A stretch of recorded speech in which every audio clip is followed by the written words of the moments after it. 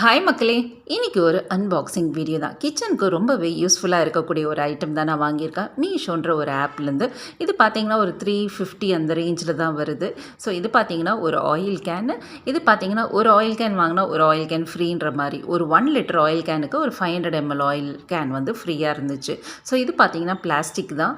மேலே பார்த்தீங்கன்னா ஒரு சின்ன நாசில் இருக்குது. அதை ஓப்பன் பண்ணி நம்ம எண்ணெய் ஊற்றிட்டு திருப்பி க்ளோஸ் பண்ணி வச்சுக்கலாம். ஸோ நிறைய டைம் தோசை இந்த மாதிரி சப்பாத்தியெல்லாம் செய்யும் போது நம்ம ஒரு கிண்ணத்தில் ஊற்றி அதில் தடவுவோம். ஸோ இது வந்து ரொம்பவே யூஸ்ஃபுல்லாக இருந்துச்சு.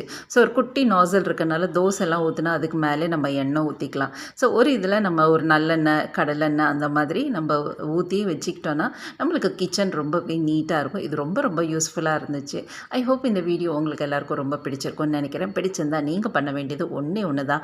லதாவோட சேனலை மறக்காமல் லைக் பண்ணுங்கள், ஷேர் பண்ணுங்கள், சப்ஸ்கிரைப் பண்ணுங்கள். Until then it's me Latha. Tata, by.